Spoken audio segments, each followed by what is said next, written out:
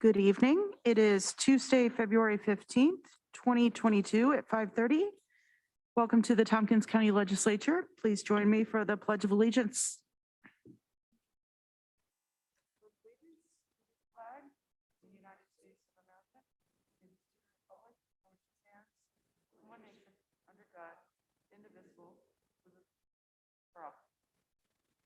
Thank you all. Roll call of members. Deborah Dawson.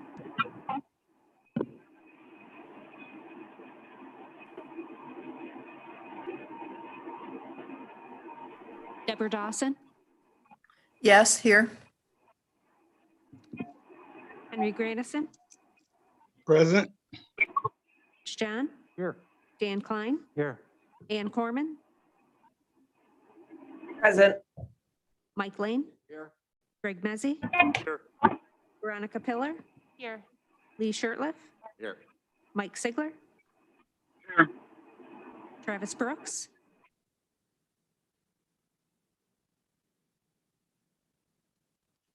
Randy Brown. Here. Amanda Champion. Here. Shauna Black. Here. We have 13 members present. Thank you very much.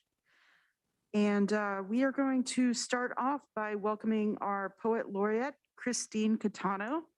She was our Poet Laureate last year, and we are happy to have her join us this afternoon for a wonderful reading. Hello, everyone. I hope everyone's doing all right. So thank you for inviting me to your meeting. Seeing that it is the day after Valentine's Day, so I think still Valentine's week, I've picked two poems to read today. The first poem I'll read is by the poet Gwendolyn Brooks, who I'm teaching right now in my class at Ithaca College. And this is one of my favorite poems by her. And it's called When You Have Forgotten Sunday, the Love Story. When you have forgotten Sunday, and when you have forgotten the bright bedclothes on a Wednesday and a Saturday, and most especially when you have forgotten Sunday, when you have forgotten Sunday halves in bed, or me sitting on the front room radiator in the limping afternoon, looking off down the long street to nowhere, hugged by my plain old wrapper of no expectation and nothing I have to do, and I'm happy why, and if Monday never had to come. When you have forgotten that, I say, and how you swore if somebody beeped the bell, and how my heart played hopscotch if the telephone rang, and how we finally went into Sunday dinner, that is to say, went across the front room floor to the ink-spotted table in the southwest corner to Sunday dinner, which was always chicken and noodles, or chicken and rice, and salad, and rye bread, and tea, and chocolate chip cookies. I'd say, when you have forgotten that, when you have forgotten my little presentiment that the war would be over before they got to you, and how we finally undressed and whipped out the light and flowed into bed, and lay loose-limbed for a moment in the weekend bright bedclothes, then gently folded into each other.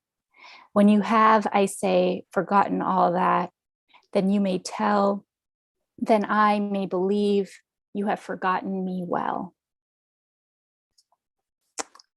That's a poem by Gwendolyn Brooks, published first in 1945, I want to say, 1945.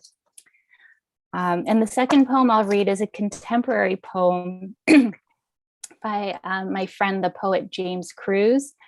And he shared this poem for Valentine's Day, and he lives in Vermont, but it feels like a very Ithaca poem as well. So it's called Waiting for Coffee.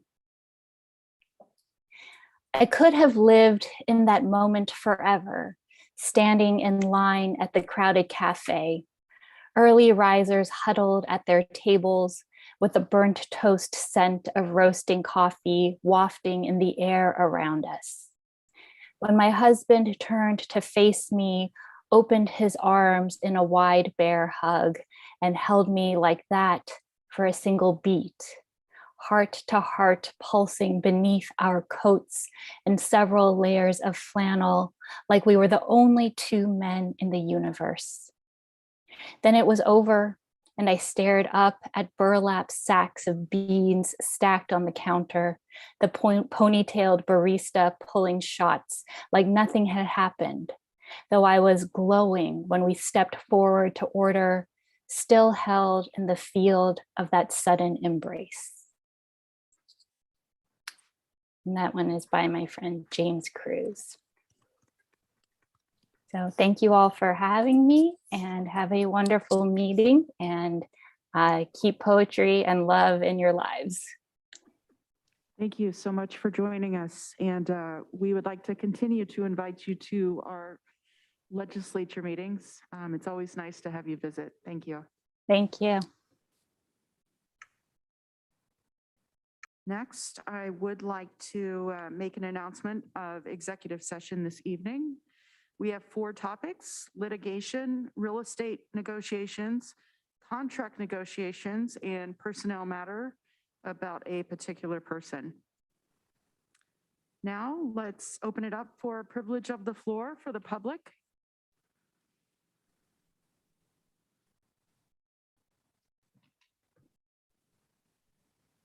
And We had one member sign up to speak, Zachary Wynn. okay, welcome, Zach.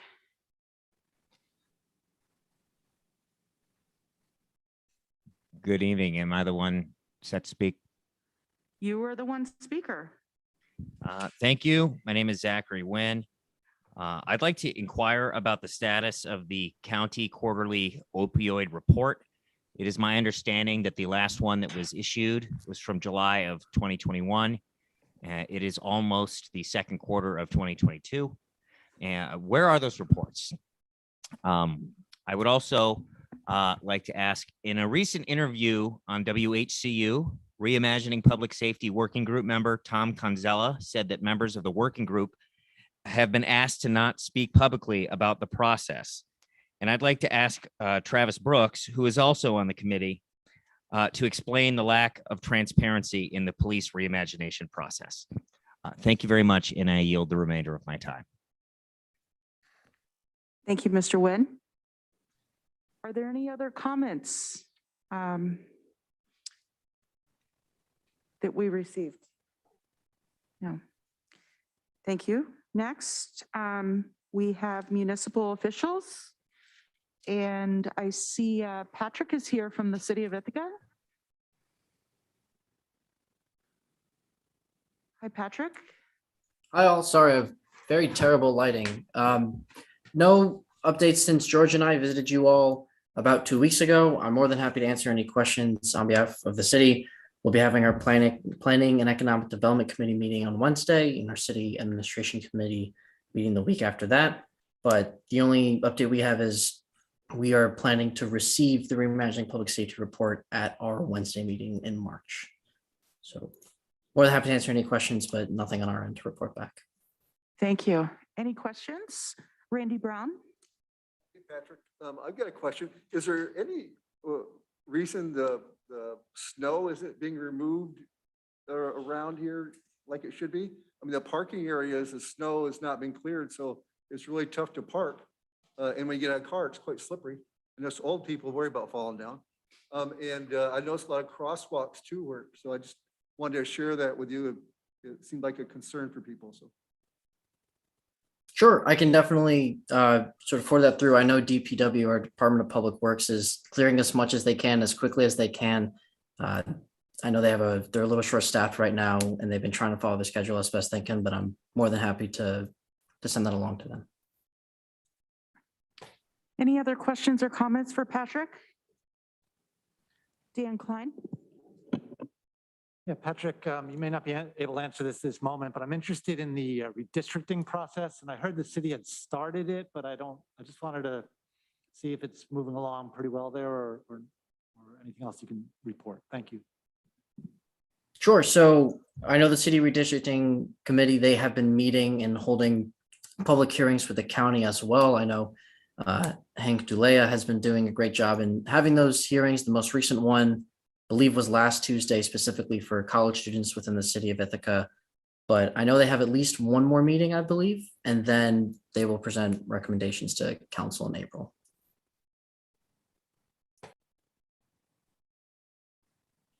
Any other questions for Patrick? Okay, I see none. Thank you, Patrick, for joining us. Do we have any other municipal officials?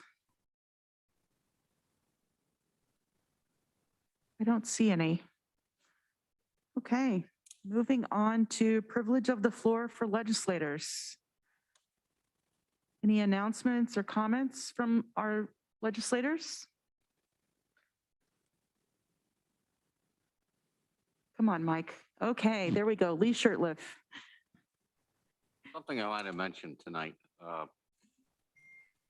having to do with the volunteer fire service. On January 20th in Monticello in Sullivan County, the fire occurred. And the fire service is mourning the loss of an assistant chief from the Forestburg Fire Department, Billy Steinberg.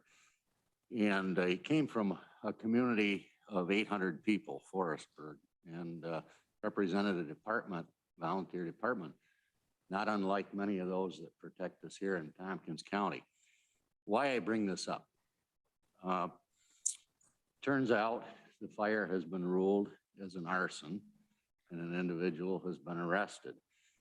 And that individual charged is believed to be a serial arsonist who had been arrested 2 times previously in recent months under the charge of arson.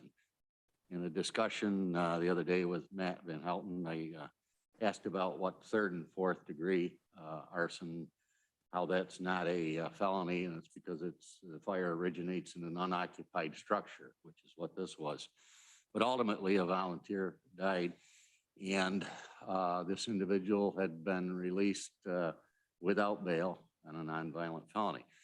And I bring that up just from the standpoint that as we reimagine public safety at all levels of government, I hope that we collectively, those who legislate, will go back and evaluate the decisions that are made, recalibrate, and attempt to strike the balance of public safety that's necessary in our communities.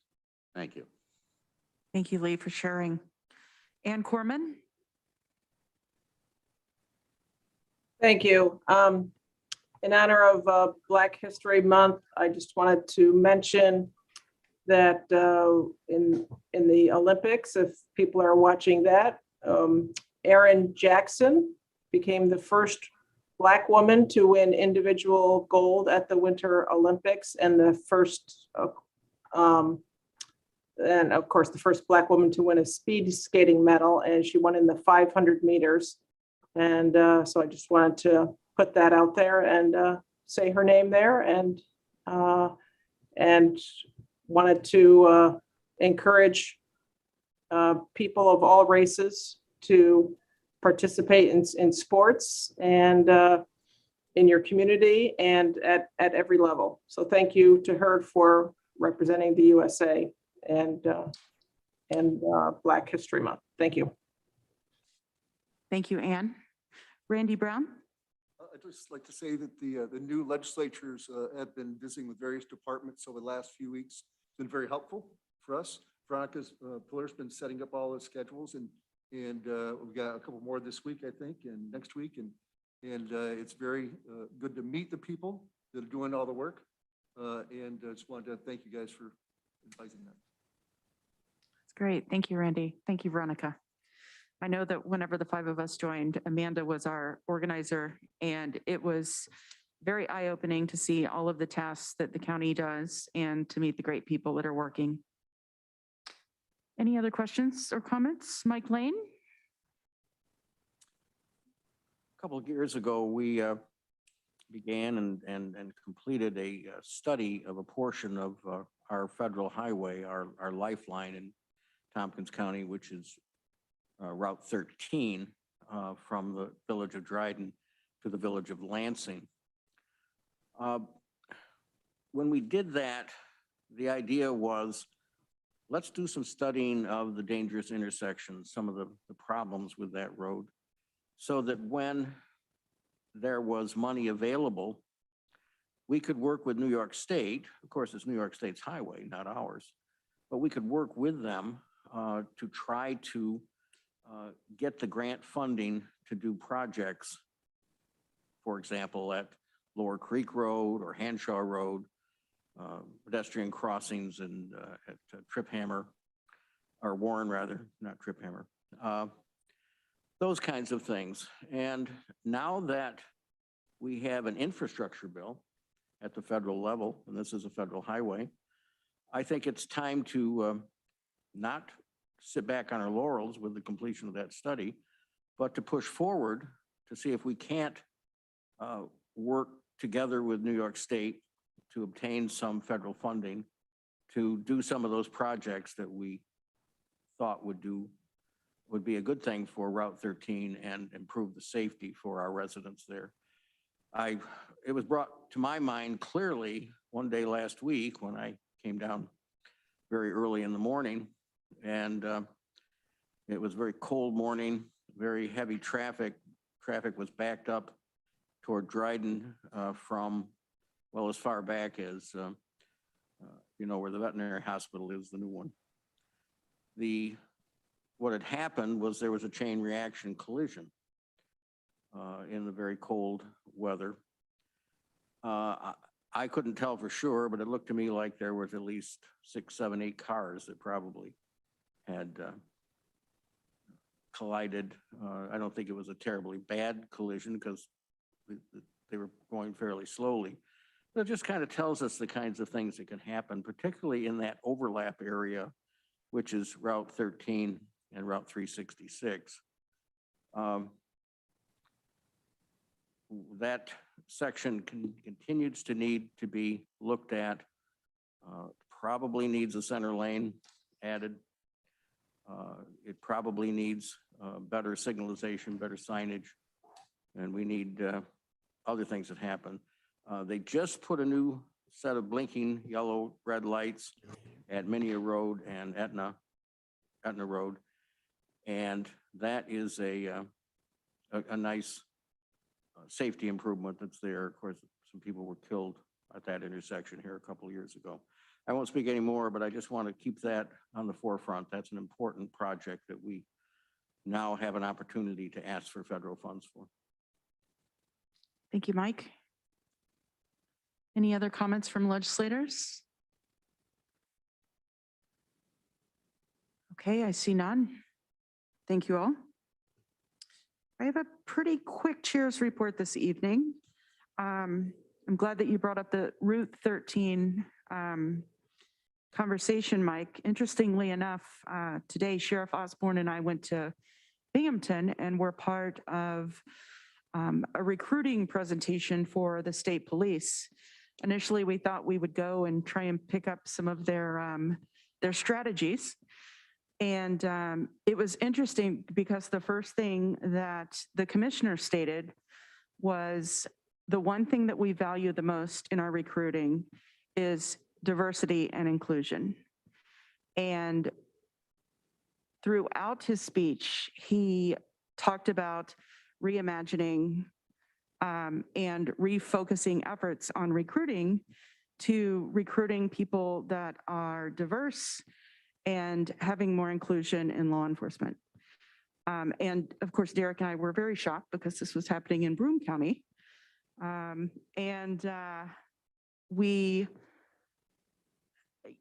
main focus was actually having people that are policing that look like their communities. He brought forth how 15% of our population in New York State is African American. However, only 4% of those that are state troopers are African American. He also mentioned Latino, 15%, and how at this point, only 3% is Latino. They said that right now they are struggling to get applicants that are applying to be New York State troopers. Obviously, this tends to be a law enforcement issue. And many of us are struggling for to receive qualified applicants. They are going to change the terms which people can apply for these positions.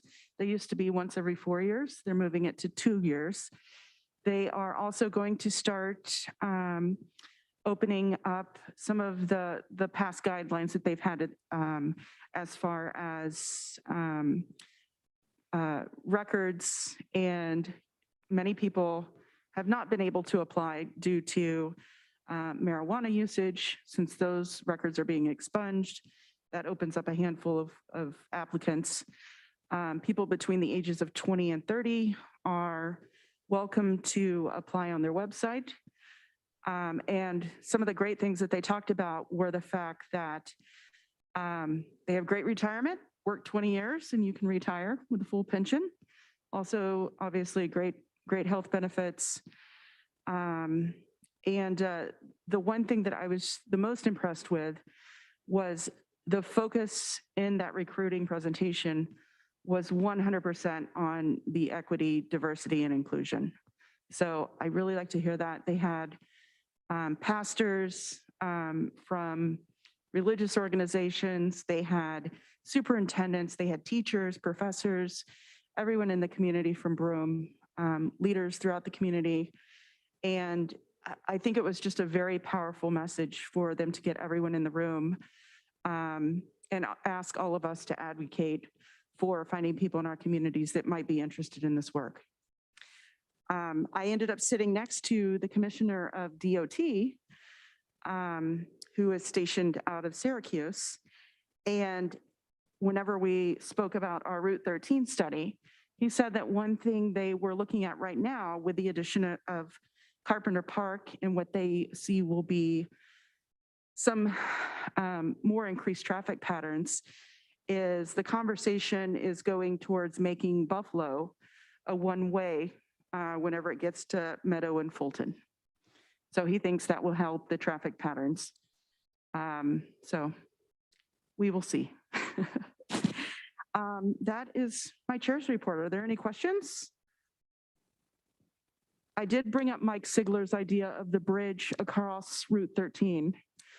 And that was not on his list of projects. I So I'm find that sorry. to be unfortunate, Shauna. I do too. I do too. I'm going to make that happen. You know that. So. Hey, here's hoping. Yep. Okay. Any questions? Okay. Special topical presentation and or discussion. We do not have any.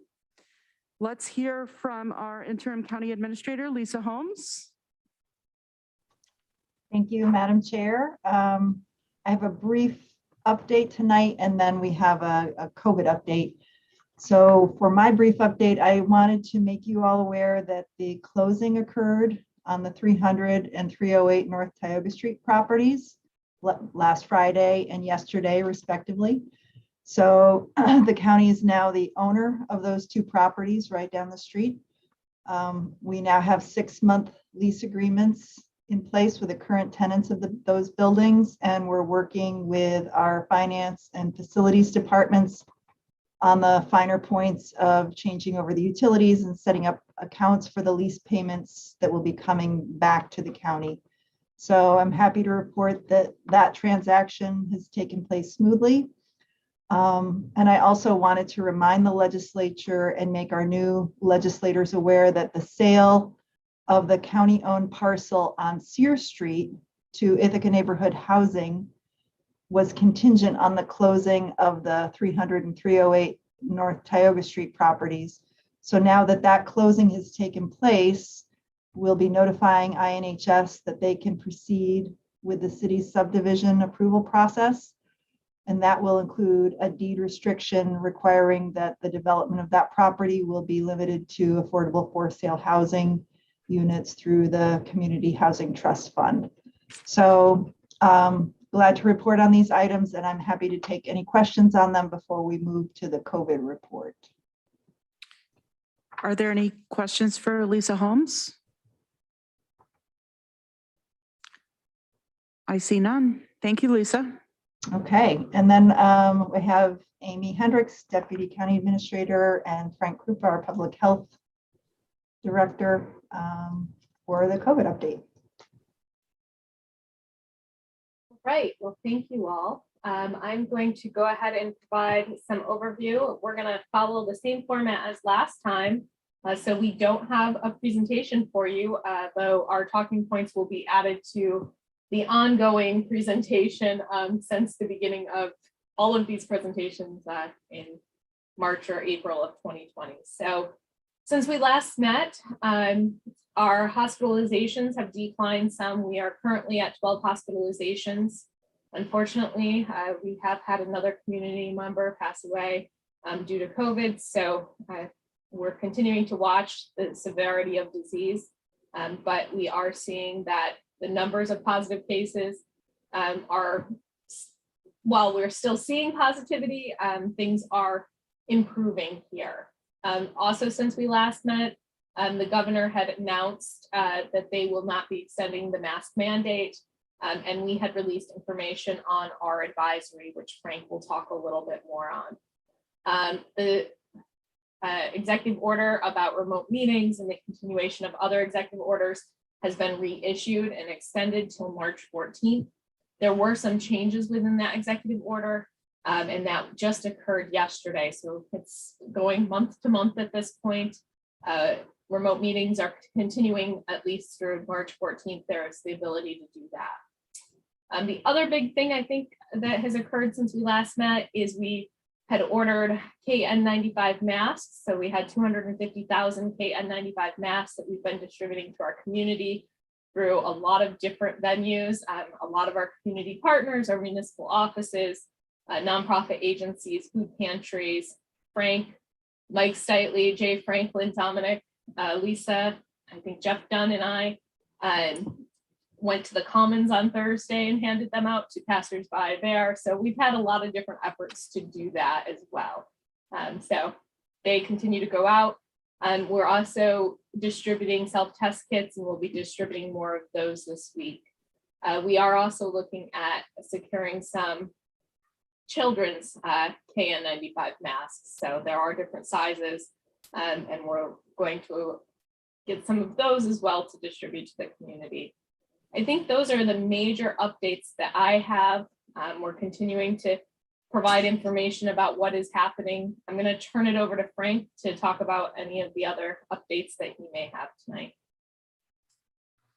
Thanks, Amy. I just quickly wanted to touch on the mask mandate. I think everyone's acutely aware that the governor lifted the mandate in New York State, except for some identified locations, healthcare, school settings, and public transportation included. And then we subsequently re-emphasized the advisory for mask wearing that we've had in place since before the governor's mandate. So when we announced that, it was really just a reaffirmation of what was in place before. And we got a lot of questions about that from both directions. Should we be doing this, and why haven't we done it sooner? And I think, what I wanted to point out, that the mandate was not a local mandate. It was established by the governor. Here locally, we've been following the CDC guidance on masking since the onset. And their guidance is that if you're in a substantial or high transmission area, which we currently are, that masks are recommended for indoor settings. And that's really what we've been following and asking people to follow outside of the governor's mandate. So there is not a mandate. It's not something that we're enforcing, but it is absolutely something that we are recommending for our community. The governor lifting the mandate should not be interpreted to mean that masks don't work or that there's no risk to COVID anymore. The mandate was a tool that she chose to use and a tool that she chose to stop using. And her timing associated with that is really, up to her. But from our perspective, the science, I know that word has become, taboo now, but it hasn't changed. Masks are not perfect. We've never said they are perfect, but in a layered approach, they will help to limit the spread of disease. And while we still have it here active in our community, we are trying to protect those that are most vulnerable, including our seniors and those that are immunocompromised. And as Amy pointed out, we still have people in the hospital, and unfortunately, we still have people dying from COVID. So we are recommending and ask that our community, until our numbers get low enough, continue to wear a mask indoors. Then the next question we get is, well, when is this going to end, or when will the advisory go away? There are pretty clear metrics in place and have been for quite some time on the substantial transmission and high transmission levels on the CDC's scale. What I want to point out is that the advisory is not based off of high transmission, but rather the substantial transmission, which is measured at 50 cases per 100,000 residents on the 7-day rolling average. So that's the number that we're looking to achieve, at which point we would then lift the local advisory on masking. There is a positivity rate that the CDC also uses, and they go by the highest of the two as far as their recommendation goes. Our positivity rate is lower than most places, as it has been throughout, but in large part because of the significant amount of testing that the county has sponsored, as well as our higher education institutions. So there is a metrics in place, and we'll be obviously following that and reporting on it. And as soon as we're comfortable that we've reached and sustained those levels, then at that point we will lift the advisory. That's all I had. Amy. Thank you, Frank. Are there any questions for Frank or Amy? Okay, I have Deb Dawson and then Randy Brown. Just a quick question, Frank. I want to be sure I understand.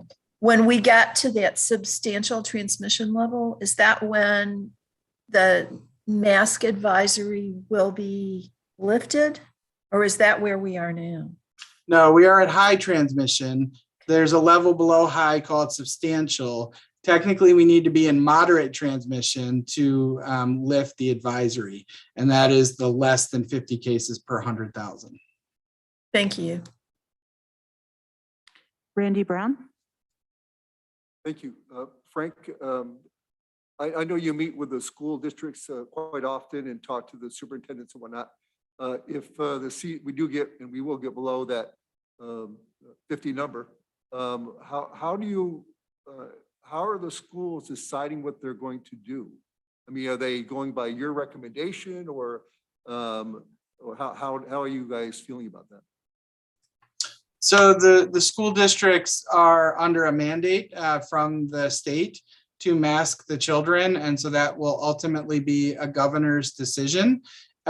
Depending on where our case levels are, at the point that the governor lifts the mandate on the schools, we would only have a recommendation for school districts. It would not be a mandate. So if we are under that 50 number, which if we get below that number, I'd expect the governor would have already lifted the mandate. But if she lifts the mandate and we are not yet under that number, it would be a recommendation, as it is now, for anyone that's indoors from 2 years and up that's able to wear a mask, continue to wear a mask while indoors, but it would not be a mandate. If the districts chose to have their own mandate, that would be up to the superintendents and their school boards. Also, looking at your website, which has a lot of information that I actually, it's overwhelming, as I mentioned before, and I looked at it again today. But I did look under the medical doctor's report, and it talked about things that you can do. It talked about hydrochloroquine, if I said that correctly. But all the discussion was dated well over a year ago. And it'd be nice to see an update on that as to what people should be doing. I understand they should go to their doctor and those kinds of things.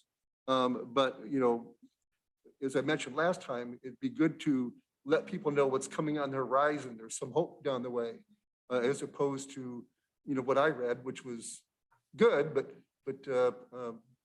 not current. Yeah, it is unfortunate that for viruses in general, treatments are not, there are not a lot of treatments. And there is a medicine on the market now, an antiviral that has been approved for COVID. It is still limited in its supply. I believe there's only one pharmacy that has a small supply in town, and our local doctors are able to prescribe it, you know, based on the current criteria for accessing it. But other than that, the treatments have been, the monoclonal antibodies are not as effective or are not effective for Omicron. And so the CDC has, the FDA has removed EUA authorization for those. So really everything else is off-label use of other drugs. And that really is between an individual and their healthcare provider and their willingness to write prescriptions and such for those types of medications. But there are antivirals on the horizon, and I agree with you. We want to give folks as much hope as possible. And those really will be a game changer when they're more readily available and there's multiple versions on the market. Thank you. Ann Corman. Thank you. And Madam Chair, and thank you, Amy and Frank, for this update. I just had one quick clarification question. I think it was Amy that mentioned that the open meetings law was through in the executive, which is part of the executive order, is through March 14th. I'm online and so I'm seeing it's through March 16th, unless I'm seeing some part of that am I? I had March 14th in my notes, Ann, but we will double check it and confirm what that extension goes through. Okay, I believe it's with the executive order with the state of emergency, right? Yeah, okay. Yeah, I'm seeing it's through March 16th, but okay, if we could have clarification on that. Thank you. Yeah, no problem. Dan Klein. Yeah, thank you. Some of us were in a meeting earlier today with Rod Howe, the town supervisor of the town of Ithaca, and he mentioned, he just praised Tompkins County for its leadership throughout this whole COVID journey we've been taking. So I just wanted to pass that along to a larger audience so that people can hear it. Thank you to the health department, to county administration, to all our employees that have really, done an outstanding job in a very difficult time. Thanks. Thank you, Dan. Frank, I just had a question in regards to vaccine. And if people need a vaccine or need a booster, can you tell us what the process would be? Yeah, we are finishing up some second dose clinics for children and we're doing some small booster clinics for some community partners this week. But that'll be really rounding out our vaccine efforts at the health department. Vaccines are readily available in the community. Last we checked, you can get same week appointments at several pharmacies in the community, and many of our healthcare providers are also providing them. So our goal was to take care of the backlog, so folks weren't having to wait so long for an appointment and or leave the community. And I think to date, we've achieved that, and we would encourage folks to reach out either to their healthcare provider or to their local pharmacy for vaccination. Can you tell us if if our constituents that are homebound, if they have had access? Yeah, we've been running homebound clinics every Friday since the beginning of the year. We had wrapped up with everyone that had recently told us they needed it. And then we started calling everyone that got a homebound vaccine when we gave first and second doses. And so we're now working on getting to those folks as well. But we do have an ongoing program where each Friday we have a nurse that's going out and doing 4, 5, or 6 homebound individuals so we can work through those folks that need it. That's great to hear. Thank you. Are there any other questions for Frank or Amy? I see none. Thank you very much for joining tonight. Lisa, do you have any other updates for us? That's it for me. Thank you. Okay, thank you. Next is Bill Troy, County Attorney. Hello, everybody. The one piece of news I can share with you is that our Deputy County Attorney is joining us next week. I'm looking forward to it. I have quite a bit of work to help her with. And do feel free to stop by. I think I've given you a little blurb about her background. I think she's going to be just a great fit for the county. Thank you, Bill. Any questions for Bill Troy, County Attorney? I see none. Thank you. Next is Director of Finance, Rick Snyder. Good evening, everybody.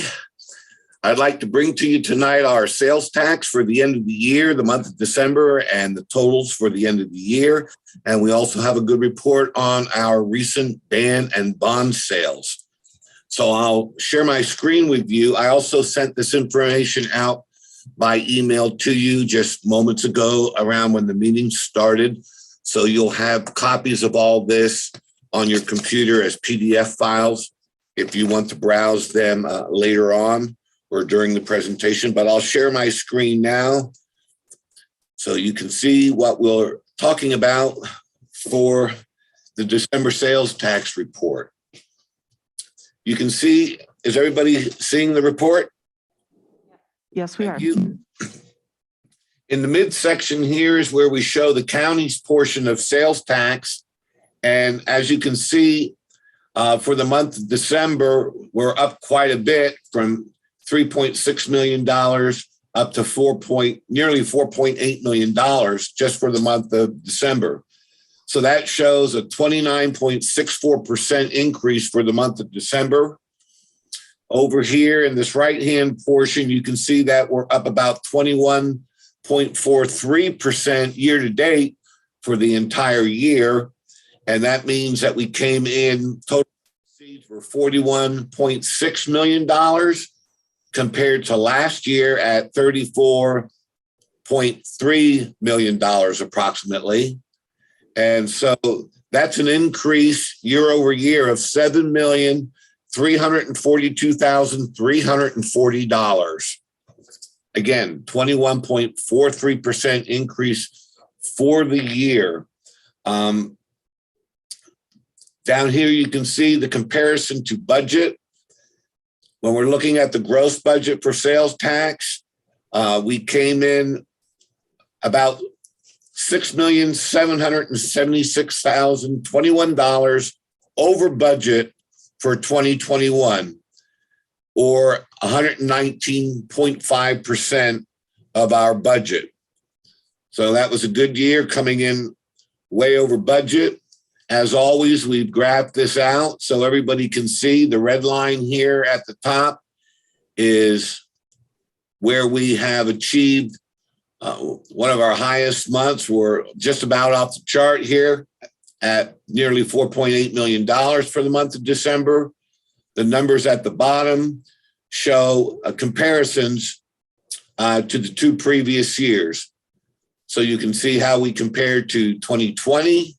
And you can also see how we compared to 2019. So once again, far exceeding our budget for the year. I can also tell if we look at this historically, I'm going to share another report that shows just looking at the fourth quarter, sales tax for the fourth quarter came in at 24.42% increase over the fourth quarter of last year.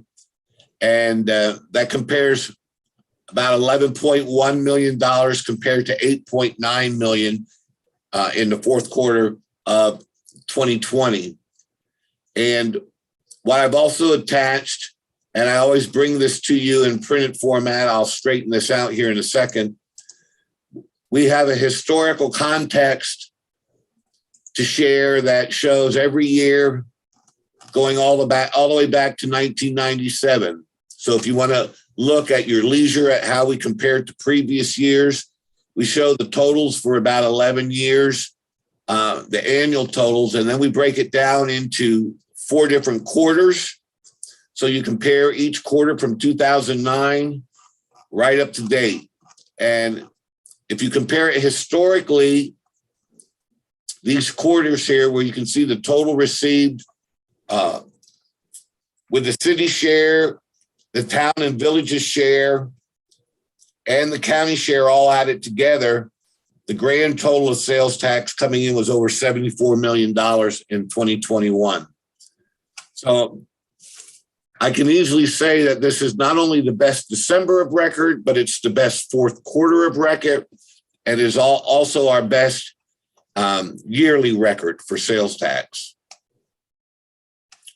And I'll take questions on sales tax if anybody wants to ask anything on that.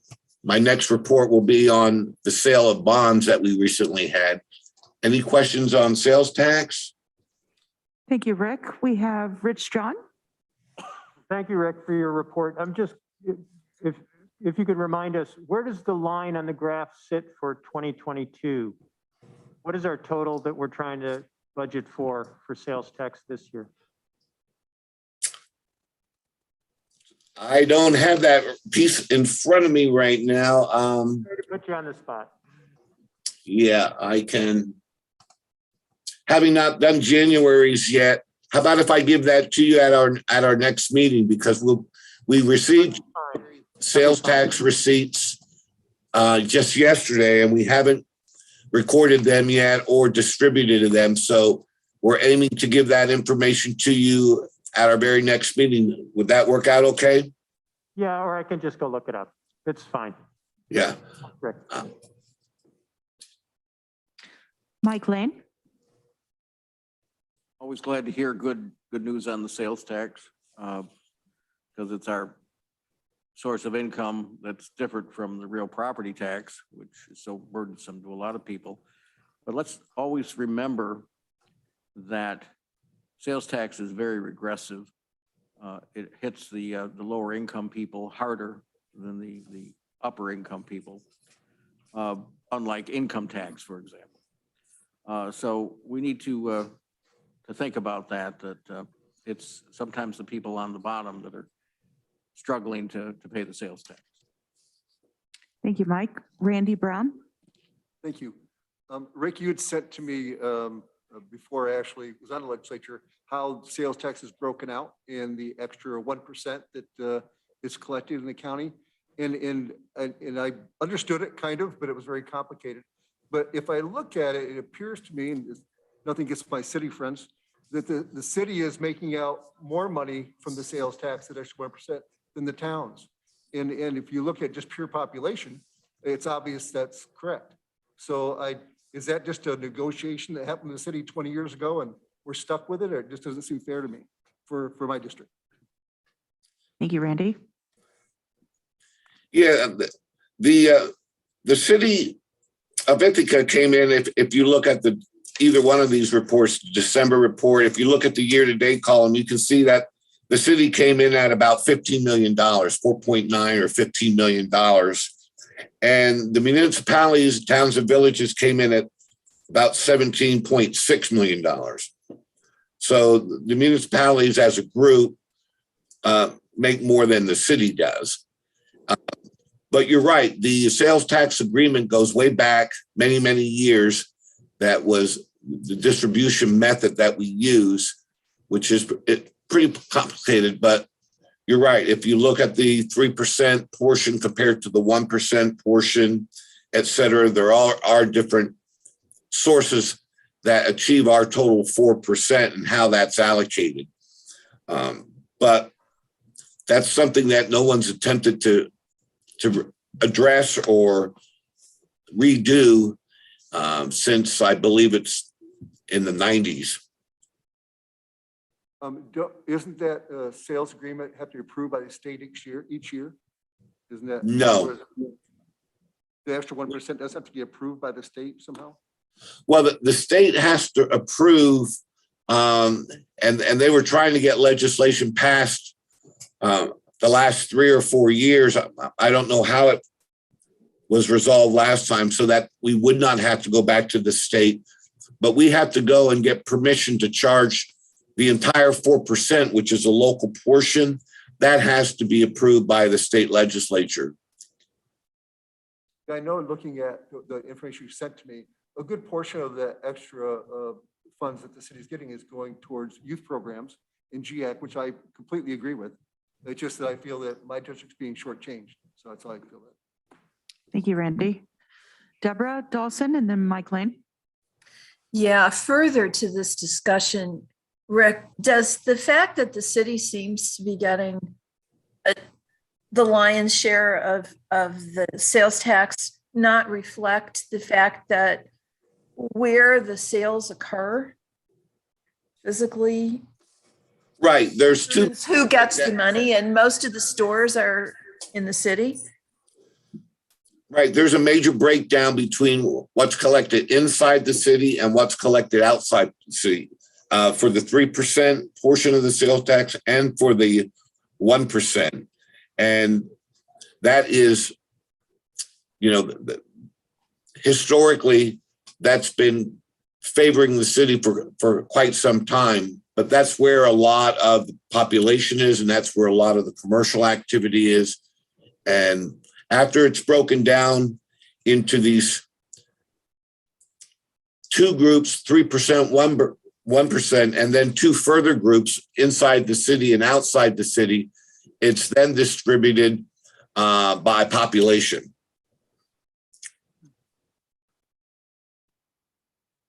And I can always share that nice little flow chart that our predecessor, Kevin McGuire, helped me come up with that shows the flow of funds on how sales tax is allocated. We have a narrative that explains it, that's well written, and we also have a circular flow chart that shows the distribution.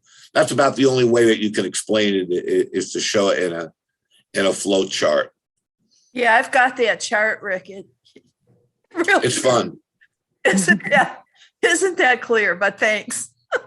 And to bring to you the monthly allocations the way we do, I have to do 7 different spreadsheets to bring it to first, or 7 altogether. 6 spreadsheets have to be done first before you get this final spreadsheet, which is this simple report that I share with you each month. So there's a lot of work that goes on behind the scenes into breaking it down and proving it and auditing it and making sure the checks go out to all the municipalities, et cetera, et cetera. Thank you, Rid. I have Mike Lane and then Rich John. To Randy's point, actually, even before I came on the legislature, and it was in the 90s, Rick, as you say, the extra 1% when the state said that counties could and cities could apply to the state for permission to add the 1%. Cities have the right to preempt for the sales in their city. And as I understand the negotiations back then, for the county to move ahead, they wanted an agreement with the city, and for the city not to preempt, they agreed that most of the 1% would go to the city. Frankly, as I was told, the towns and villages were sort of asleep at the switch and did not make a big issue of it back then.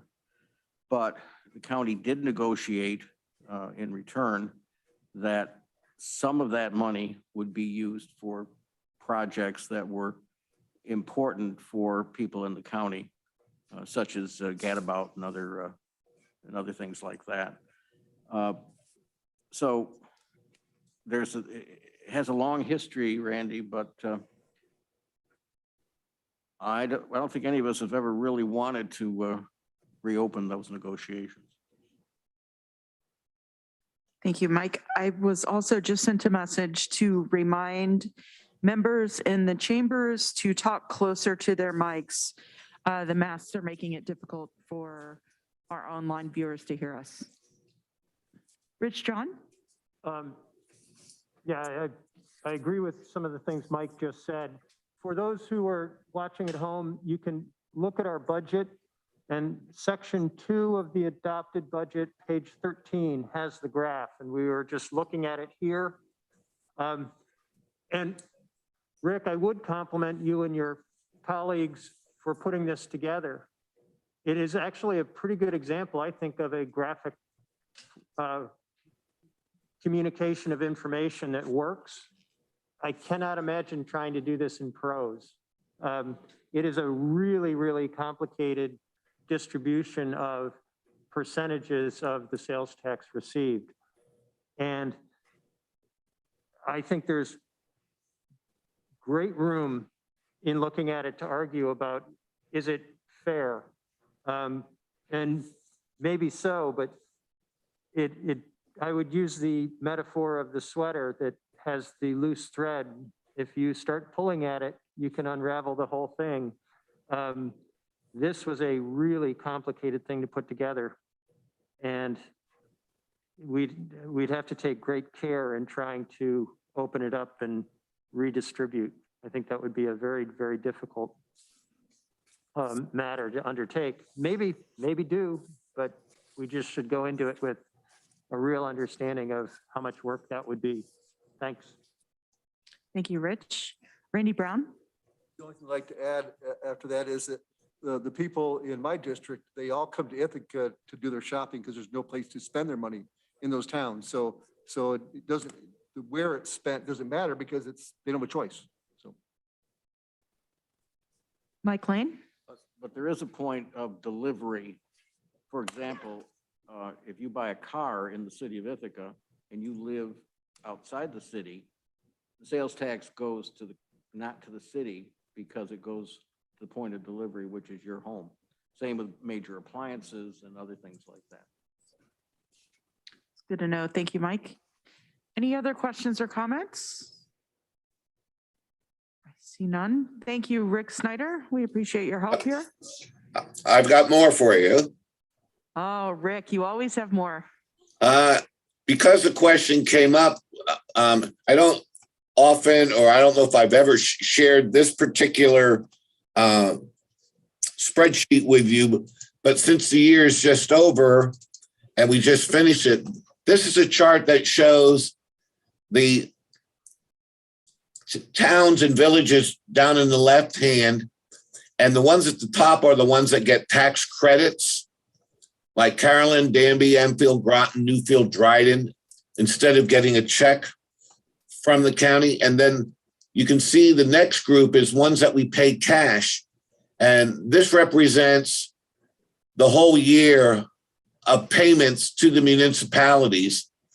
And if I go down the right-hand column here, you can see town of Ithaca got $3.9 million. Town of Groton got part of it as a check, around $500,000. And they also got $399,000 as a tax warrant credit. Town of Lansing got $1.8 million in 2021. Ulysses got $762,000. We have Village of Dryden got $464,000. Village of Freeville got $128,000. The Village of Groton got $581,000. Village of Lansing, $868,000. Village of Teaburg, $442,000. Village of Cayuga Heights, $917,000. So we keep this up to date every month. And of course, the city of Ithaca's payments down here at the bottom, $2.1 million. And this all adds up to the money that runs through the county, through our distribution method, and back to the city, town, and villages. So once again, I don't know if I've ever shared this with the legislators, but the towns and villages call me quite a bit saying, how are we doing so far this year? What should we project for our budget next year? So I could always help them and consort with them a little bit as they put their budget caps on to help them refine their budgets for the next year. And we share these figures quite a bit with town supervisors, town clerks. I thought maybe you should at least see it so you can see that's one of the pieces you don't often get to look at. Thank you, Rick. Any questions for Rick? And then one more piece here. Here we're looking at the sale of the bands and the sale of the bonds that took place on February 2nd. We sold one series of bond anticipation notes. They amounted to $6,885,000, and they sold at the interest rate of 0.871%. So these bands, which are only 1 year long, were bought by Oppenheimer and Company with a maturity of 1 year. There were 6 bidders with competitive bids this time, and the documents were signed just 5 days ago on February 10th. And we get these note proceeds on Friday, February 17th.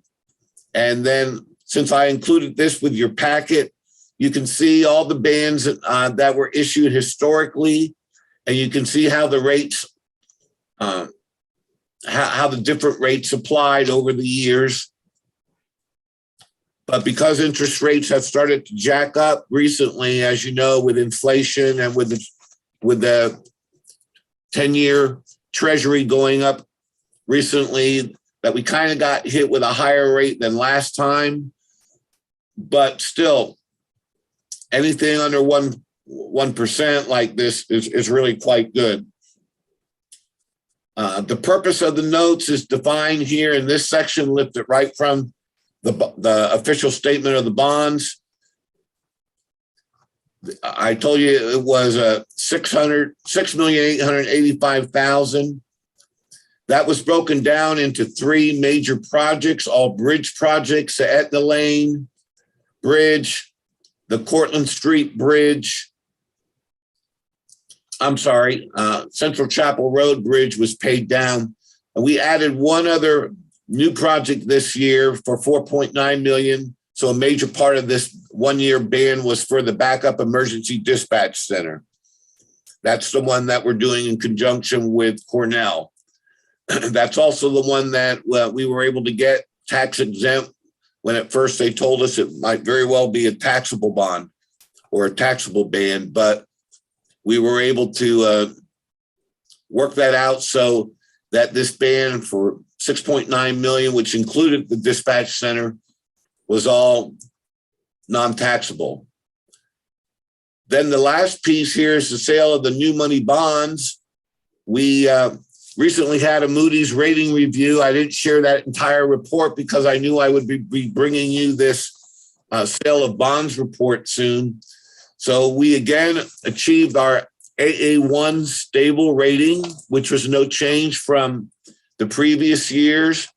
That's quite an exhaustive review that we go through. It takes about 6 weeks to gather all the data and go through the review questions with Moody's. And we sold 2 series of bonds, and the total of the 2 together was $18,195,000. The first bond was a $6.3 million public improvement bond, and that was bought by Roosevelt and Cross. We had 4 bidders on the sale, which was 2 less than last year's. The term of these bonds is 20 years, and the rate that we got was 2.4473. The second bond, the bigger one, is what we've been holding our breath for the last 3 years for the airport improvements. As you know, we've been floating interim notes or bans for the airport expansion project for probably 2 or 3 years, adding to it a little bit each time till we got up to $13 million in bans. Well, we retired those bans this month, and we came out with permanent financing for the airport. It's an $11.88 million bond. The interest rate is 2.97%. Also bought by Roosevelt and Cross. We only had 3 bidders on this sale, and that again was 3 less than last year's. The rate is a bit higher than most of our bonds because this is a longer term than most of our bonds. This one is for 25 years, and they last until 2047. Again, we signed these documents on February 10th. The delivery date of getting the money is this Friday or Thursday, February 17th. And for comparison, I shared all the bond issues, the 2 current ones right here at the top, between 2.5% and 3% for these last 2 bond issues. And then we shared all the rates that we paid for bonds and the terms of those bonds for the last 8 or 9 years. Anywhere from 1% all the way up to like 3.5%. The rest of this report shows the purpose of these bonds, which I shared with you. Some of the non-airport bonds was for facilities improvements, and that $6.3 million is affectionately known here for county legislators as our green initiatives or our green facilities improvements. Here, for purposes of the bonds, we just call them facility improvement, energy performance improvements. But that's how we're financing the first $6.3 million of the Green Facilities Initiative. And then, of course, the 11.8, nearly $11.9 million for the airport is detailed below. So this is all part of your packet. And I wanted you to be aware that the financing, which I have to work on for 6.5 months to get to this point, to be able to refinance the bands and deliver a new bond issue. That's how long it takes. It's a big project and a big undertaking. And that's why we only do one big debt offering a year. So I'll take questions on bands and bonds if you have any. Thank you, Rick. Any questions for Rick? Mike Lane? No question, but thank you for all of that, Rick. That's, thank you for all the work that you and your department went into to get those bonds ready and keep our bond rating. And it means a lot to the people of Tompkins County to have low interest rates. And that means we don't have to raise our taxes as much. Great point, Mike. Thank you. Okay, thanks for joining us, Rick. Thank you for your attentiveness on a wonderfully exciting subject like this, but I'll keep you up to date on this big financing. Sounds good. Thank you. Okay, we do not have any other county staff this evening that will come to us. Let's move on to our, oh, sorry, any resolutions to be added or withdrawn from the agenda? Dan Klein? Yes, I would like to add a resolution urging the inclusion of $3 million in the fiscal year 2023 New York State budget to support 211 program statewide. I so move. Thank you, Dan. Seconded by Amanda Champion. Any discussion on that? See none. Let's do a roll call. Deborah Dawson, Yes. Henry Grandison,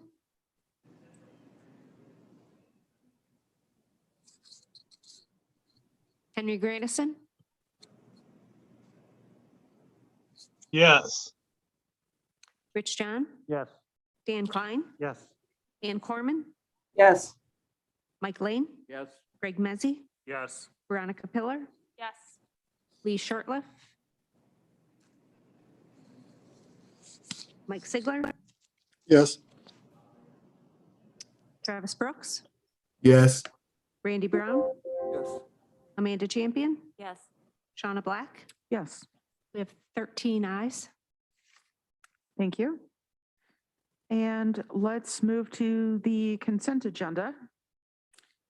Resolutions and appointments to be voted on as a group unless any member of the legislature requests that a resolution or appointment be instead included separately and individually as part of the business of standing or special committees.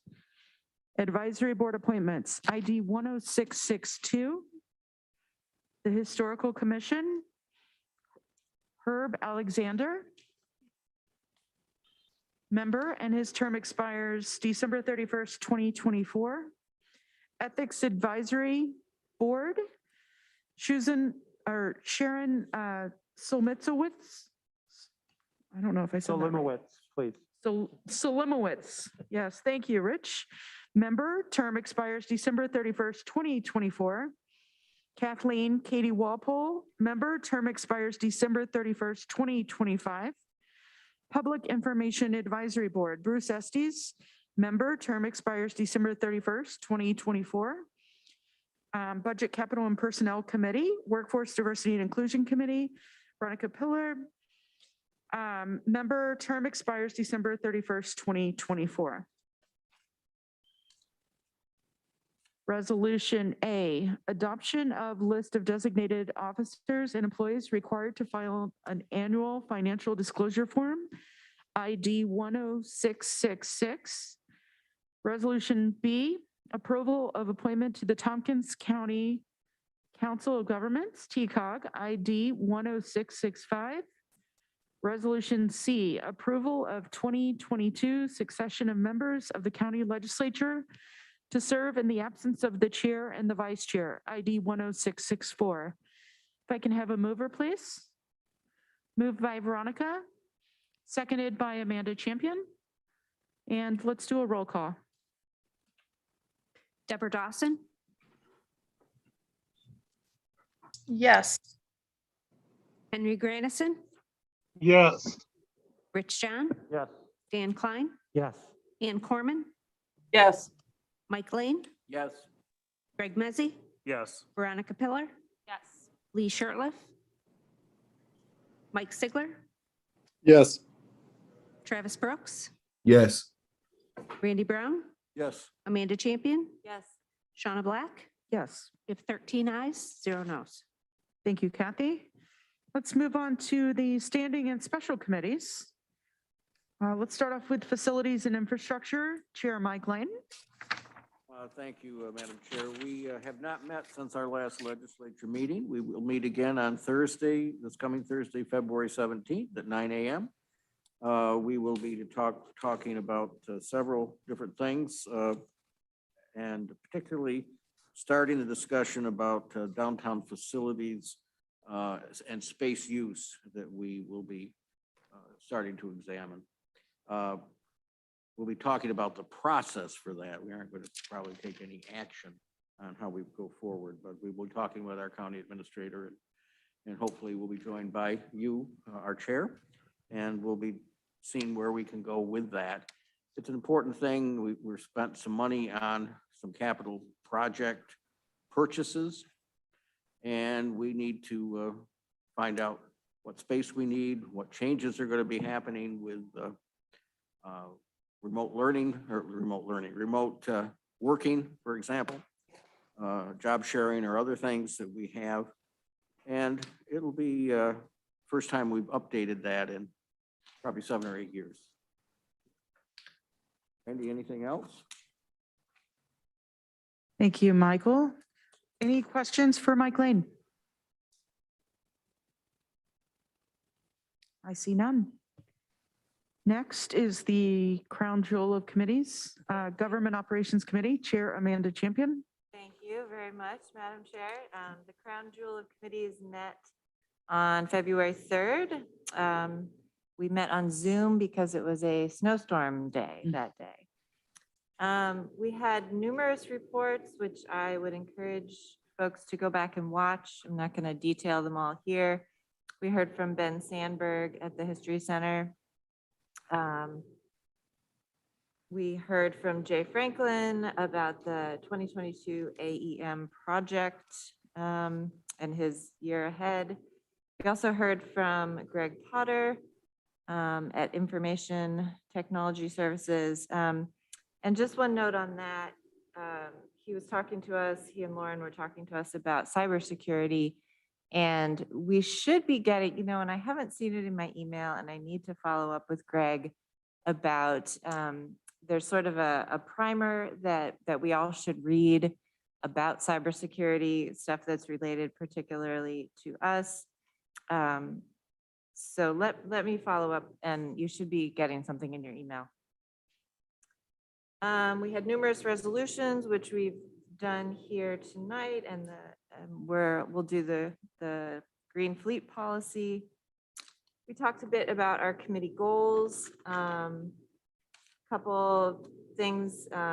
There's a small group still working on helping the clerks rethink and reform and restructure our advisory boards and not the boards, but the process that the clerks need to go through to keep track of all the folks who go through all our, up to 50 advisory boards. We also are, going to need to be keeping up with our independent redistricting commission. which is meeting regularly. And at some point, they'll be coming back to GO to give us a report and a recommendation, which we will then share with the full legislature. Those are just a couple things on our yearly agenda. And then we had our usual reports, and that's about it. So I can have questions on that before we do this policy. Any questions for Amanda? Dan? Thank you. It's not a question. I just want to mention something that came up in our meeting. I think all legislators need to know about is that Jay Franklin told us about the new assessments. There are about 20,000 properties reassessed in this county out of about 35,000, so more than half. And all those reassessments have now been posted on the county website. However, not everyone's going to receive their notification in the mail right away. If I understood correctly, he felt that would just overwhelm the number of phone calls they would get the next day, and they wouldn't be able to respond to everybody. So if I understood correctly, the mail notification that everyone's going to get that everyone will receive is going to be phased in over the next weeks or even maybe 2 months or something like that. I was lucky enough to get my reassessment in the mail already. So anyway, I just wanted to let you know that because you likely will hear from some constituents when that thing arrives in their mailbox. Thank you. I'd like to thank Jay Franklin for sending those out 2 days before my vacation starts. Thank you. Randy Brown. Yes, I know there's discussion about an assessment review board. How does that process work? Isn't there like a board in each town that at some point they can go to appeal, and how does that process? Yeah, I'm not sure I can detail it perfectly because it's been suspended for the past couple of years because we didn't really feel that it was super useful. But I think we're restarting it this year, and probably we could talk after and check in with Jay. But yeah, each town has a small board, and the legislator is supposed to sit on that board, and it's an opportunity for people of that town or village to come in and explain why their assessment change is not appropriate. They have a chance to ask questions or talk to the folks there, and then that small committee then passes on a recommendation to the assessment. Yeah. So, but I'm sure Jay can talk about it more clearly at another point. Any other questions for Amanda or comments? Okay.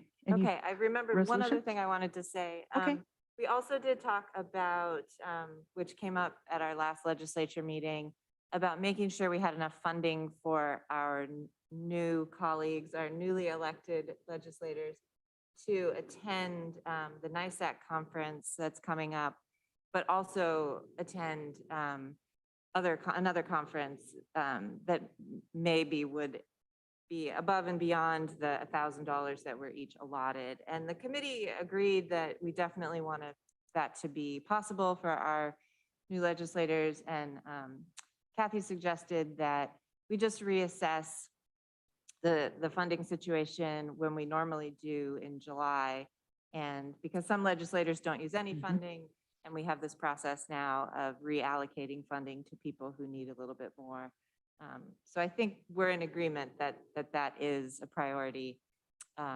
So our new legislators, you shouldn't feel confined, that if you want to go to NISAC, you should definitely go. And if there is another conference at some other point in the year, you should also be able to attend that.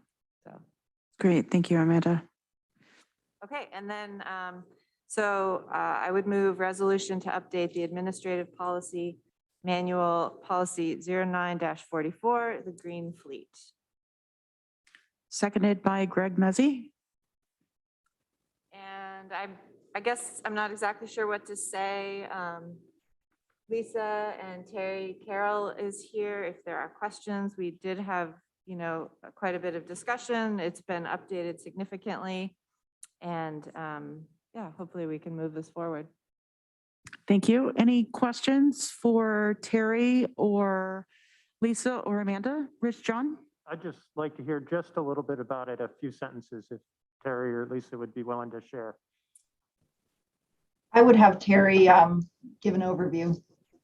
Yeah, I can give a quick overview. So, the new policy is, like I think Amanda said, there's a bunch of changes from the previous policy. The previous policy wasn't necessarily working for everyone. It wasn't being followed through. So we were really trying to aim not only to hit the county's green goals, but also look at government efficiency. So, some of the major changes that we're looking at in this policy is having someone act as a fleet manager and really being able to take a holistic view of the fleet and really see where there are opportunities for synergy, for combining buying power, for working, between departments, sharing vehicles, and basically following what's going on the vehicle front. So that's, a major departure from the previous one. I think the other, major thing is, really an emphasis on electrifying vehicles when we can. We did provide a lot of, outs. We definitely understand that not every vehicle is going to be electrified. We've had a lot of conversations in recent weeks with, different departments and acknowledge that, there's a lot of uses right now where electric vehicles they just don't cut it, unfortunately. But we're hopeful that in the next few years that'll change. And so we wanted to make sure that we're prioritizing that. The other pieces, have to do with telematics, being able to really make sure that we're tracking mileage, fuel usage, and then reporting that out to the legislature and to the committee and making sure that people have an understanding of what we're doing as we kind of progress with this green fleet. So I think those are the majority of the major changes. Thank you, Terry. Any other questions? Ann Corman? Thank you. I believe when I was sworn in again at the beginning of this year for this 4-year term, I think it was still on my my job description that I need to comment whenever green vehicles are being brought up. But I stand to be corrected. So I read the policy in detail. So thank you very much, Terry, and for others who might have contributed in that. It looks great to me. And especially adding in, the part about the efficiency for the overall for the county. Like you said, do we need this many vehicles? Can we share? I just came back 2 days ago from a trip to Florida and took that in an electric vehicle. So for those people who are sometimes afraid of, do they have range? Can you get from here to there? The infrastructure increases every time that I go out and take a long-term trip. So it's good to see. And I also saw more electric vehicles, which I hadn't seen before driving down south. So that was great to see. So thank you for doing this policy. Thank you, Ann. Amanda? I just wanted to add something that came up in our conversation at GO.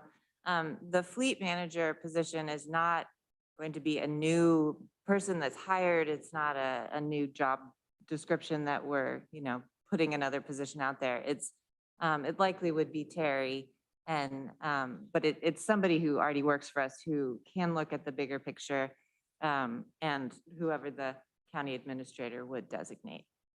Thank you, Amanda. Congratulations, Terry. Deb Dawson? Yeah, well, Terry deserves congratulations on another front. For those of you who don't know, he's a new dad. So Terry. My question is, are you getting any sleep, Terry? It's hit or miss. She had her 2-month shots today, so I hear her screaming downstairs. So we'll see how tonight goes.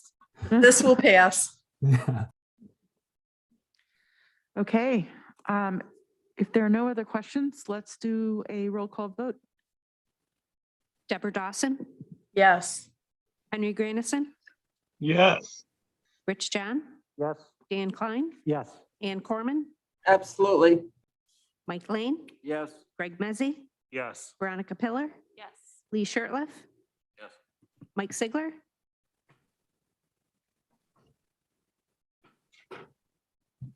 Mike Sigler,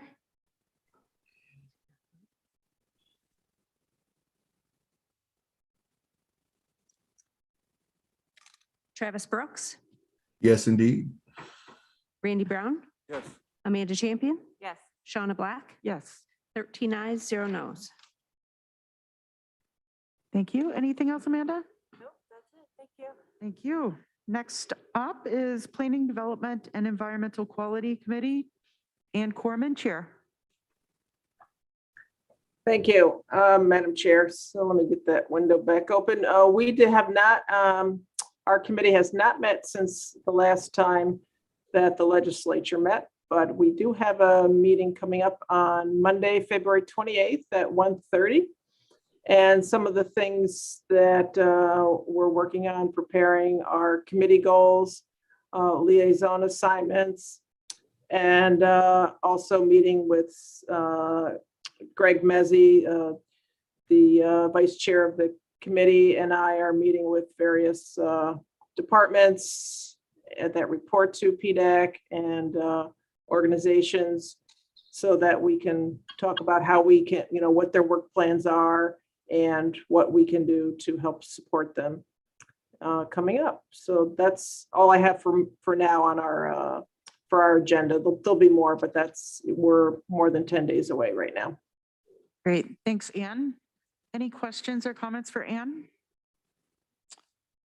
I see none. Thank you. Madam Chair, can I say one more thing? Sure. So this is something that's happening at the same time as our committee meeting on the 28th.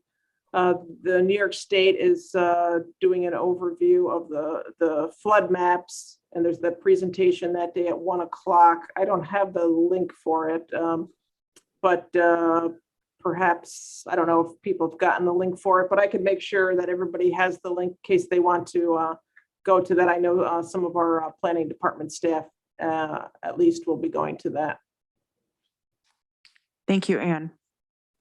I know that there were many changes specifically in the city of Ithaca that city constituents are very, very concerned about. So I'm glad that you mentioned that, and I do hope that some of our legislators can attend that. Any questions for Ann? Okay. Next is Budget, Capital, and Personnel Committee. Deborah Dawson, Chair. Thank you, Madam Chair. We met yesterday. The bulk of our discussion revolved around the work plans for the Department of Finance and HR, because we wanted to coordinate the committee's work with those departments for this year. We talked about goals, and I would prefer to think about focus more than goals, because goals hasn't worked out too well for BC the last couple of years. The things that we discussed and reached a consensus on were that we would complete the compensation study. We would examine our retention rate, consider ways to make ourselves a more desirable employer for the employees that we have. We would hire a permanent county administrator.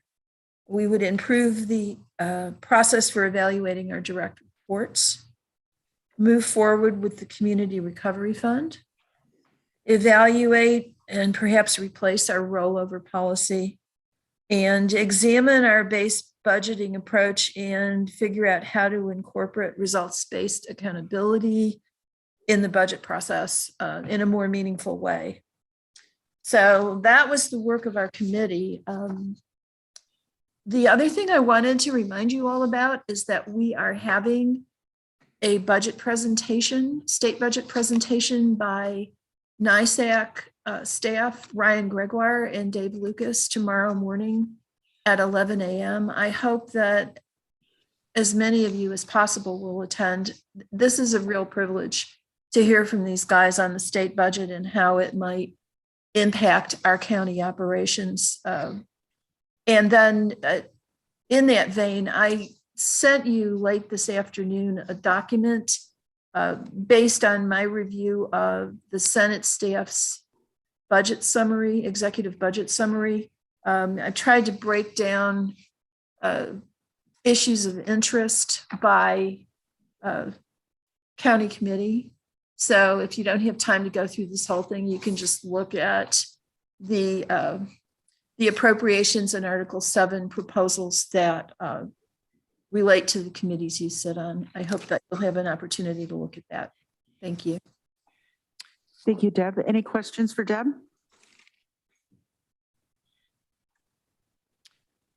I see none. Next is Workforce Diversity and Inclusion Committee, Henry Granison, Chair. Yes, the committee has not met since the last committee meeting. We are going to meet in about a week and a half. We're going to talk about the goals and other matters. Thank you. Any questions for Henry? I don't see anything. Thank you, Henry. Thanks. Public Safety Committee, Rich John, Chair. Thank you, Shauna. The Public Safety Committee will be meeting this Thursday, the 17th at 3 o'clock. We will be getting a report from County Administration on the department goals, and we will also be considering committee goals and priorities. And there is a draft that is circulated, and hopefully everybody will come with lots of great ideas. The only other thing I'd report, as I do each meeting, is the jail population. The census reads 33 with 5 board outs. So we're maintaining our numbers pretty much where they've been. Thank you. Thank you, Rich. Any questions for Rich John? Randy Brown? I'd just like to comment, last week we went and met the legislatures, they're new, went and met with the sheriff and undersheriff and staff, and they were great. They spent a lot of time with us. I think we're there for well over 3 hours. We got, and they explained a lot. They talked to us about the numbers and the data they're collecting, which was very helpful, and then a tour of the facility. So they were very great. Really great to hear.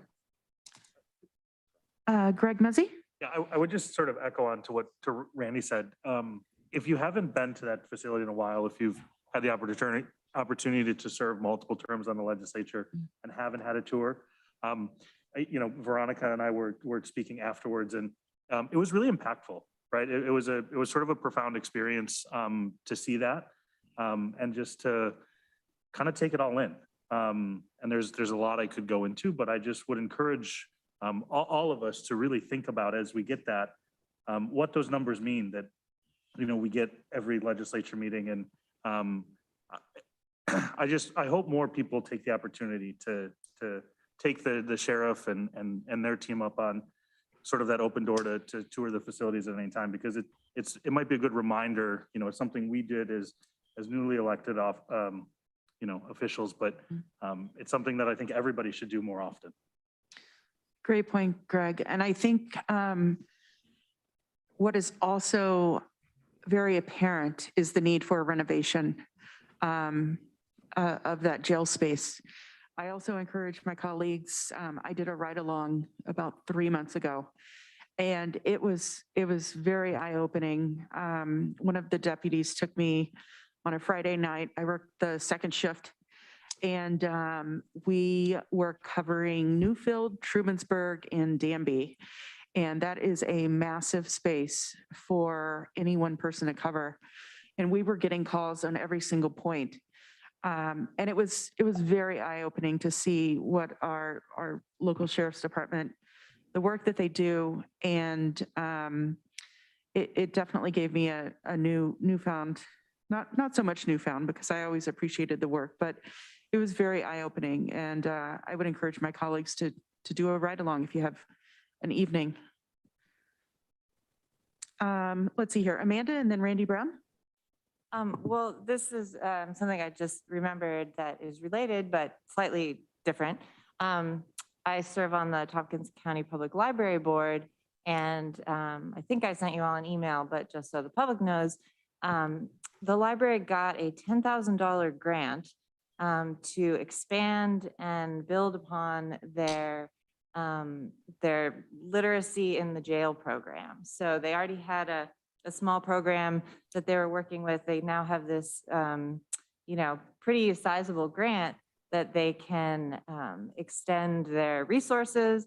They can have more people going into the jail to work with folks. They're talking about getting Chromebooks, I think, which will have like pre-installed books and magazines on there that the inmates can use. And it's a really great program, obviously helping educate folks and giving them something to do while they're there. So I'm really excited about that and glad that, our library folks are working really hard to help others. So that's all. Thanks. Thanks, Amanda. Randy Brown? I forgot, actually, the town of Newfield at their last meeting reached an agreement to put a satellite office there for the sheriff. And so I think that's moving forward, and I know they really appreciate it. Oh, that's great And it'll news. also save the sheriff from having to drive a long ways. He can go and do his reporting in those local towns, Enfield or Newfield. Great. Rich John? Yes, that is on the agenda, this meeting, to consider the satellite office. So that's a good thing. And I would just comment a little further on what you guys talked about, that our public safety building was commissioned, I think, in 1986, and we have gotten value out of it. A public safety sheriff's office and a jail are 24/7. And sometimes the jail gets really hard use. We are due for some major decisions to be made about our jail. And our jail, I believe, is a bit different than a lot of jails. We, not surprisingly, have taken a position that our jail is not a warehouse. You do not just put people there. You bring them in and you try to figure out, how did they get into our criminal justice system? And is there programming that can help them get away from that and do better? I'm reminded of something Ray Bunce said to me at one of my visits to the jail, which was that just about everybody that comes into the jail leaves in better condition. That if they have a mental health issue that's untreated, or a medical issue, or a substance abuse issue, there are real efforts made to figure out, how do we help that person? We also have a full-time person, Marie Boyer, who is our reentry coordinator, who meets with everybody there who is willing to meet and lines them up with available community programming to try to figure out, is there something we can do to address what led you into this situation? I think we can be very proud of the way our jail operates. We do it a very different way here, and it is in coordination with all our alternatives to incarceration. Obviously, we don't want to put people in jail. We're running remarkably low numbers, but those that end up there, we want to try to address them as well. So yeah, I'm glad you got a chance to see it. Thanks. Thank you, Rich. Any other questions for Rich John? Okay, I see none. Next, Health and Human Services Committee, Dan Klein, Chair. Thank you, Madam Chair. We are going to meet tomorrow, Wednesday, February 16th at 3 o'clock. A number of, I would call them small items on the agenda, and then we'll be doing our goals. And Deborah, I like your word perspective, focus better. I'm going to try that one on because that feels better to me. So we'll be doing our goals and focuses. And also we'll be getting an update on the status of the merger of the public health and mental health departments. So if that's a subject that's interesting to you, feel free to tune in. Thank you, Dan.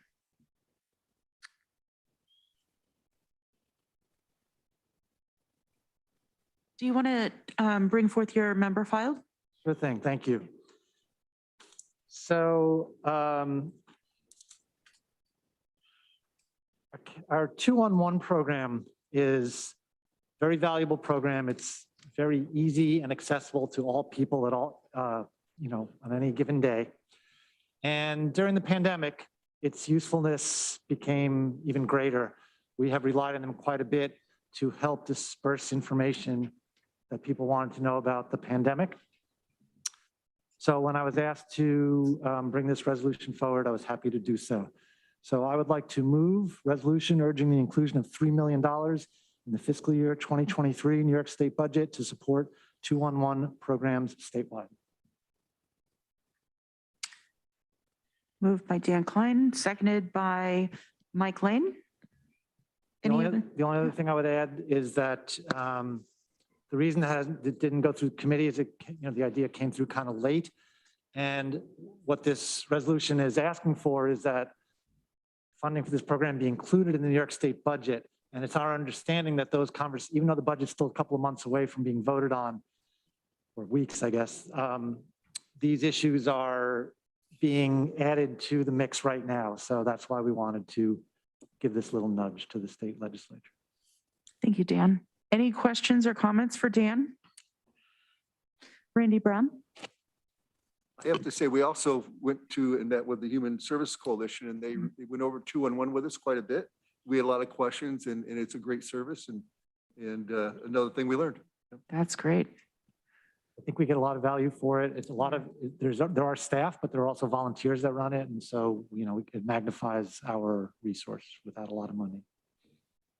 Yeah, it's been very helpful during the pandemic because as legislators, while we think we know everything, we don't. And it's been nice to have a one-stop shop that we can refer our constituents to. And they do everything from helping people to get to vaccine sites to setting up vaccines for people. Like it's really been invaluable.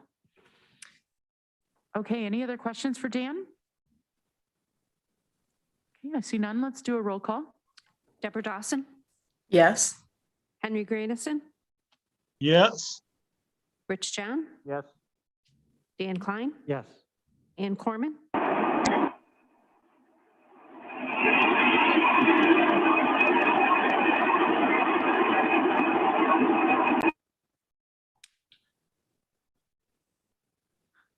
Did you hear me say yes?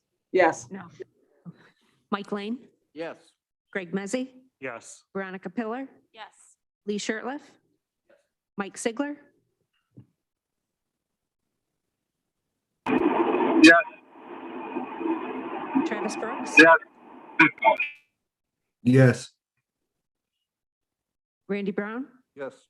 Amanda Champion, Shauna Black. Yes, We have 14 ayes, 0 noes. great. Thank you. Anything else for us tonight, Dan?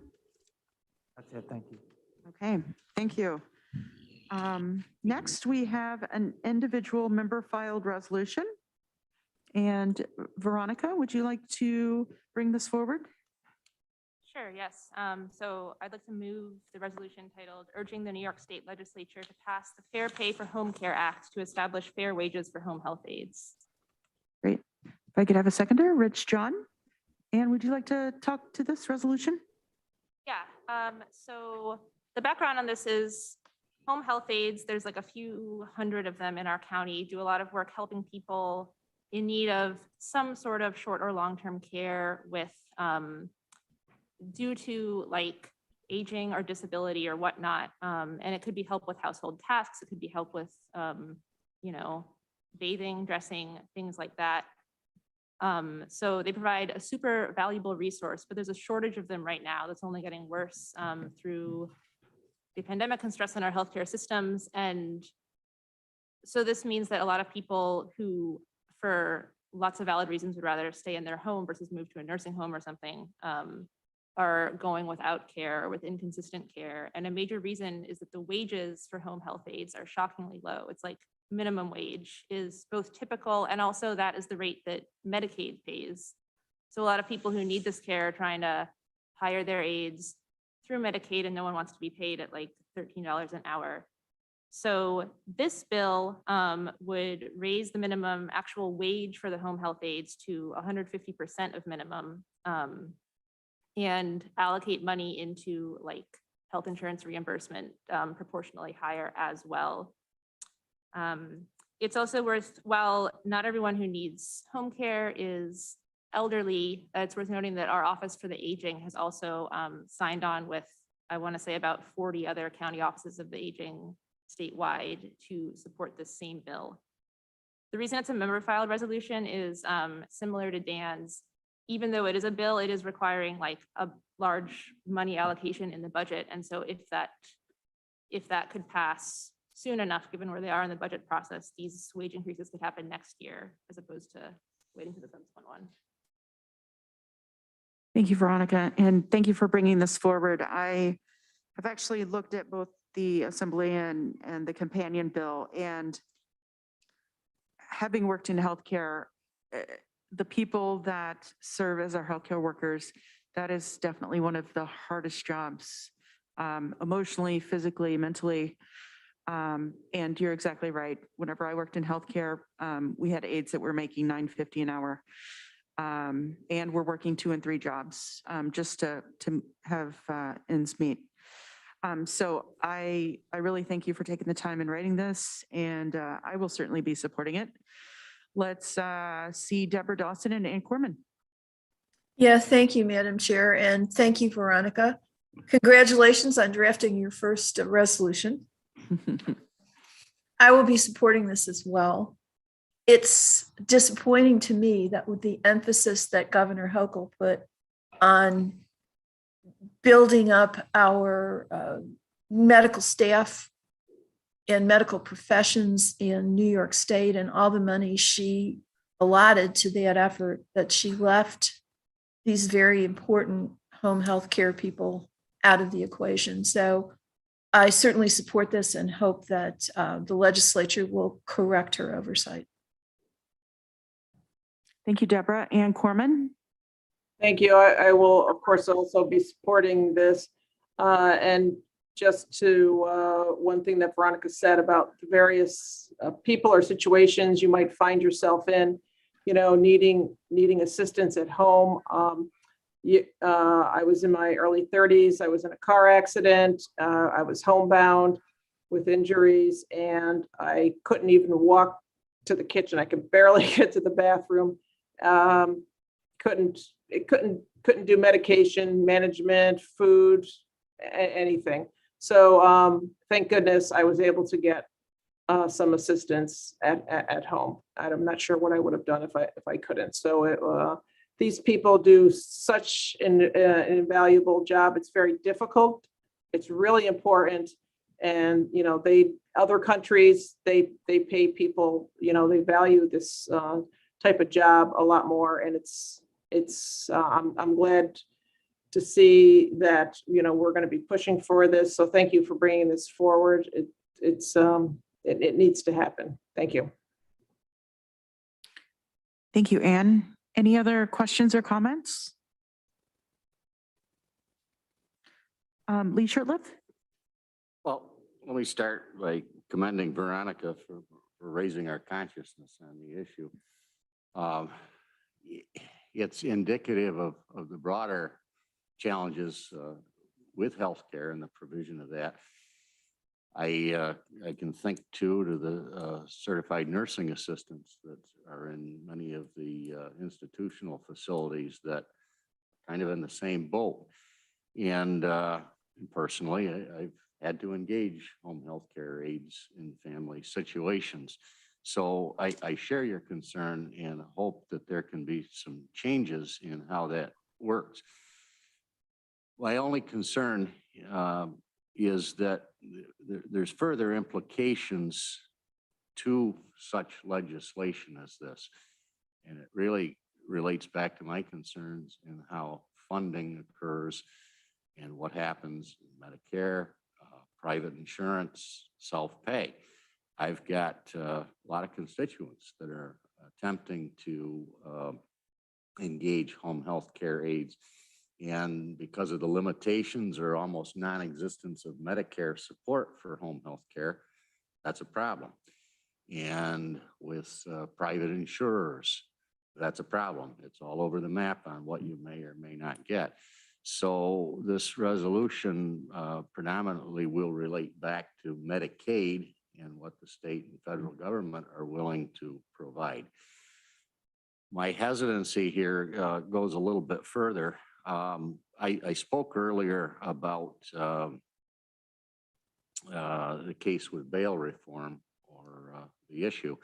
And there is accompanying state legislation, Senate Bill 8181, that was introduced. And my inclination was to come charging in here and look for a vote of support. But I had to think about that a little bit in the context of over 15,000 individual bills being introduced in this session of the state legislature. I think the last count was 14,000 in the assembly and 16,000 in the Senate. It's hard for me to look at each one of those and then consider bringing them forward. So philosophically, I can't support these types of resolutions. I supported what Dan set forth, I think, because of it expresses a sentiment and relates directly to a service that Tompkins County is employing through this pandemic and the need.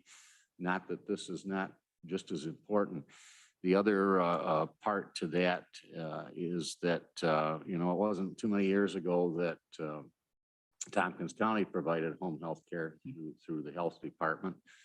Maybe there's a chance someday that we'll be back into that, or that need may occur. And I could hear some of our colleagues now questioning an unfunded or underfunded mandate if we were in support of this. So that's my problem with it. But I do appreciate that the issue has been brought forward, and I do hope that there continues to be discussion in many of the employment arenas with our healthcare workers, because it is definitely a problem.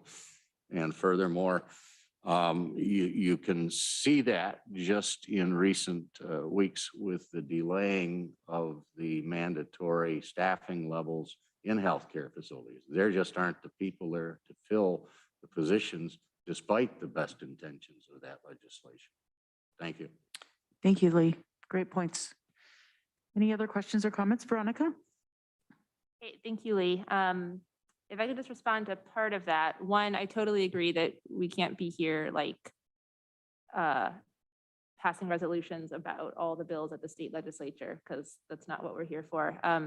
This one came out of actually conversation with Dan about the Health and Human Services Committee, thinking about what our focuses could be, and knowing that home health aides are,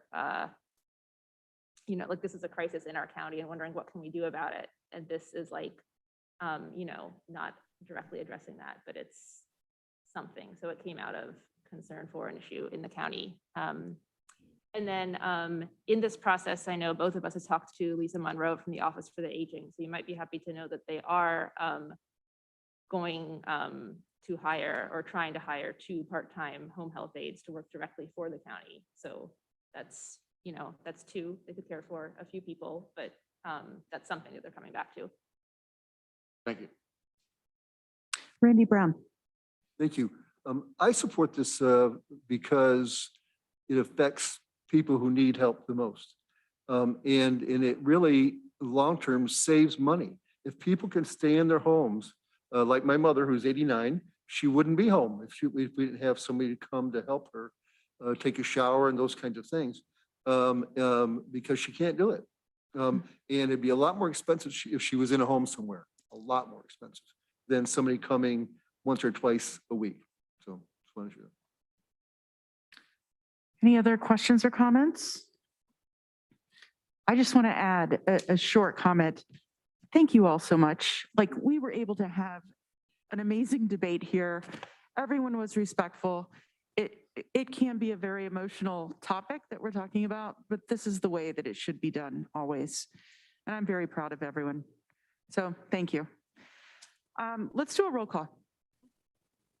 Deborah Dawson, Yes. Henry Granison,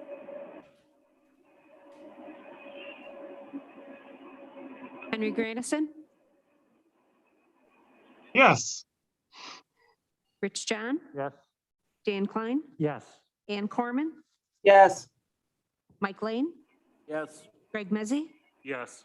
Veronica Pillar, Yes. Lee Shirtliff, No. Mike Sigler, No. Travis Brooks, Yes. Randy Brown, Yes. Amanda Champion, Yes. Shauna Black. Yes. We have 12 ayes, 2 noes. Thank you very much. Next, let's go to the minutes of the previous meeting. If I could have a mover for the minutes for February 1st, 2022. Moved by Veronica Pillar. If I could have a seconder, seconded by Lee Shirtliff. Any questions, comments, concerns, changes? I see none. Let's do a roll call. Deborah Dawson, Yes. Henry Granison, Yes. Rich John, Yes. Dan Klein, Yes. Ann Corman, Yes. Mike Lane, Yes. Greg Mezzi, Yes. Veronica Pillar, Yes. Lee Shirtliff, Yes. Mike Sigler, Yes. Travis Brooks, Yes. Randy Brown, Yes. Amanda Champion, Yes. Shauna Black, Yes. 14 ayes, 0 noes. Thank you. And what I would like to do next is why don't we plan on going on a break and then we will go to executive session. Let's go ahead and vote on executive session for the purposes of litigation, real estate negotiations, contract negotiations, personnel matter about a particular person, and we do not intend to take action after the meeting, after the executive session. If I could have a mover for executive session, moved by Randy Brown, seconded by Veronica Pillar, and we'll do a roll call. Deborah Dawson, Yes. Henry Granison, Yes. Rich John, Yes. Dan Klein, Yes. Ann Corman, Yes.